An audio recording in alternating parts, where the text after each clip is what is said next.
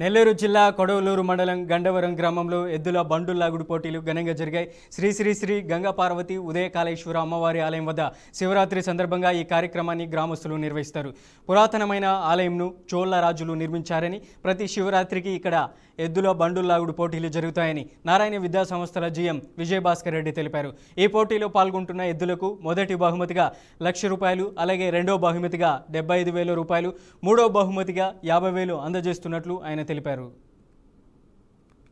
ఎన్నో వేల సంవత్సరాల నుంచి మా తాతల నుంచి మాకు ఈ అవకాశం కల్పించిన ఈ చుట్టుపక్కల గ్రామ ప్రజలకు, కొడలూరు మండల వాసులకు, నెల్లూరు జిల్లా వాసులకు, అదేవిధంగా మా ఊరు సర్పంచ్ రమేష్ గారికి, మా గ్రామ పెద్దలు ఆల సత్యం గారు, పులి జగన్మోహన్ రెడ్డి గారు, మురళీధర్ రెడ్డి గారు, అట్లే సత్యం గారు, మధు గారు, అదేవిధంగా మాధవ్ గారు, ఈ చుట్టుపక్కల గ్రామంలో అందరికి కూడా ఇచ్చేసిన రాజకీయ ప్రముఖులకు, ఇదం పార్టీలకు అతీతంగా అందరం కలిసి ఈ ఉత్సవాలను మేము జరుపుకోవడం జరుగుతుంది. ఏ పార్టీ ఎన్నో వేల